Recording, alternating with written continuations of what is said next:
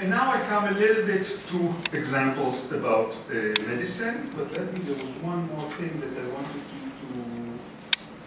say just about the kind of things that I'm looking for. So, as I said, one of the things is I try to, first of all, identify as many of these fragments as possible, and I'm not yet done. I'm still, for example, the New York collection, the JTS collection is very large, a lot to do there.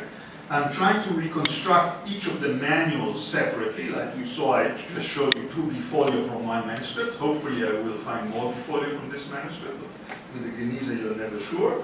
In some cases, I won't show you here, but in some cases I also have to join leaves and join individual fragments into larger codicological, all the things that you know from working, if you've ever worked with Geniza fragments.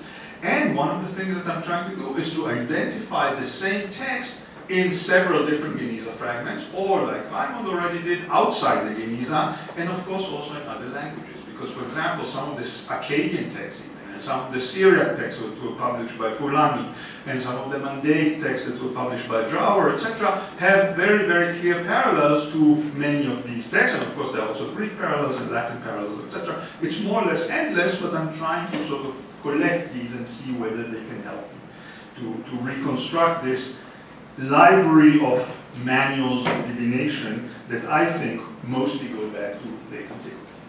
Now I want to end with a few examples of where this intersects with medicine, or what I know about medicine. I begin with a tiny example, and I'm not even going to read it, but this is from a text that has been published. You can go and see it. This was published by Peter Sheff and Shaul Shaked in the Magische Texte aus der Cairo Geniza, volume 1. And this is a very, very, very interesting text that hasn't really received the attention it deserves.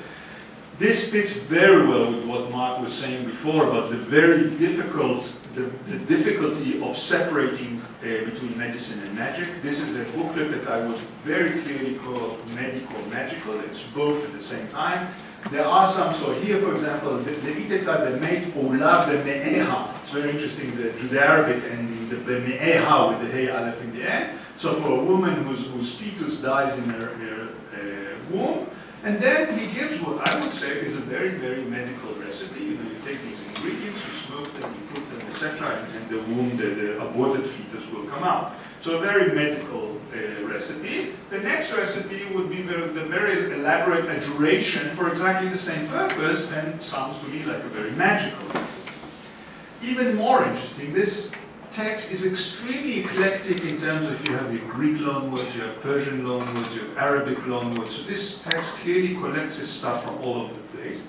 I'm not going to show this to you here, but even from the published fragment of this booklet, you can see the very interesting codicology, or the very interesting layout, because this guy clearly writes some recipes and leaves a lot of blank spaces. So what he does, he wants to be professional, and he's collecting material. And he has a recipe for a woman who has a stuck fetus in her womb and wants to get the dead fetus out without harming the baby. And of course, without harming the woman, sorry. And of course, there are many recipes like that, both in ancient magic and in ancient medicine. So he copies what he has, and then he leaves some space, and then he moves to the next topic. And you can see that in the blank spaces, some later hands added more recipes. So you can see how this knowledge is accumulated all over time, and perhaps, and again, I'm saying no one has worked seriously on this fragment. I have 2 more fragments that clearly come from the same booklet. You can see the same hand and exactly the same phenomena, the same layout and exactly the same linguistic and textual phenomena, and much more work should be done on fragments like this, because maybe you can even say how this fragment moved from one culture to another. The original scribe had more, Greek stuff, and then the later scribes added more stuff that smells more Arabic or more Babylonian or whatever. I don't know. No one has worked on this fragment apart from its publication, and very few remarks here and there. No one really. I'm showing you another example that I think is something that should interest people who are interested in the history of medicine, in the Aramaic languages and among the Jews. Again, a Geniza fragment, and this has a very nice scientific medical text with a list of ingredients and how to use them, arranged alphabetically. This was published by Siam Hairo, and who again is probably known to most of you. What is interesting about this fragment is that it's written in the square Hebrew script, but the language is not Jewish Aramaic, the language is Syriac.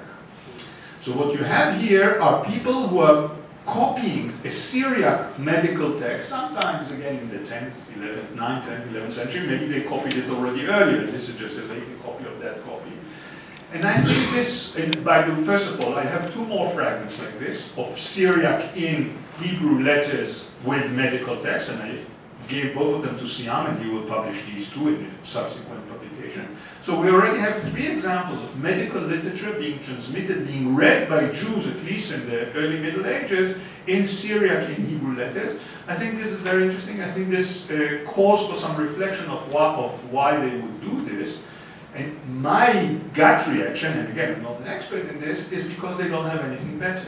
That is, I would use this as an argument to say that some of this literature was not available in Aramaic, or in Jewish Aramaic, at least for the people who ended up copying it. Maybe they were isolated in some place, I don't know, in Syria or Persia or whatever, and they didn't have access to these things, so they took stuff from the local Syriac-speaking neighbors, but maybe this is more reflective of the relative absence of scientific literature, medical literature in Aramaic among Jews. I don't know, this is something that I'm saying very carefully.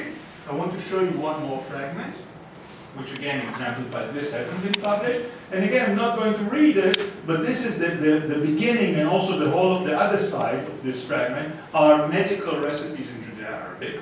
Now, of course, you all know that the Cairo Geniza is full of medical literature in Judeo-Arabic. You know that the big entry of medicine, of scientific, and including scientific Greek medicine, into the Jewish world happens in the Middle Ages, and especially in the Arabic-speaking world. And people like Maimonides, think of what they're reading and what kind of training they got. So, and of course this has been, if you know the catalog by Hasket Isaac, so people have been working on it, Ephraim Lev of Haifa University is working on it. But this is a more interesting fragment. First of all, you see it's relatively early, it's parchment, it's an interesting format. I have more fragments in this format. And it's written in Judeo-Arabic, but then there are some recipes in Aramaic. Le'ita debna meitin, sav yavruch, etc., or something like this. Now again, I'm not sure what does this tell me. Does this tell me that here we had an older Aramaic medical recipe book that's being translated into Judeo-Arabic, like the case I showed you before with Tafsir Dalika in my text, and this guy just left this recipe in Aramaic, maybe he didn't understand it, maybe there was some other reason, maybe he was too lazy, so 90% of the stuff is already in Judeo-Arabic and 10% remains in Aramaic. But of course, there are other scenarios possible. Maybe this is something that came from the Arabic world and someone just added one recipe in Aramaic.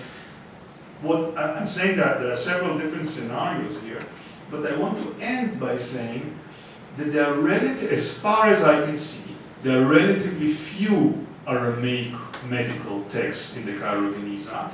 And here one of my questions that I'm not sure, I don't have an answer for, and partly also because this is not really what I always was interested in, because I was interested in magic and in divination. But when I try to ask why is there no more medical literature in Aramaic in the Cairo Geniza, just as I have dozens of Aramaic fragments of divination, and of course hundreds of Aramaic fragments of magic, one possible answer, and I'm saying one possible answer, is that the entry in the Middle Ages of scientific Arabic medicine, of Galen and Hippocrates and all of these in Arabic, completely washed away all the older stratum of Aramaic medical texts that otherwise would have survived into the Cairo Geniza. I'm saying this is just one interpretation, the whole explanation, this is very tentative, and this is something that in a way I haven't really worked on. What I can say from going over the entire Geniza, or trying to go over the entire Geniza, is that as far as I can judge, there's not a lot of Aramaic medical literature there. So this is why, you just heard the talk that you heard now. Thank you.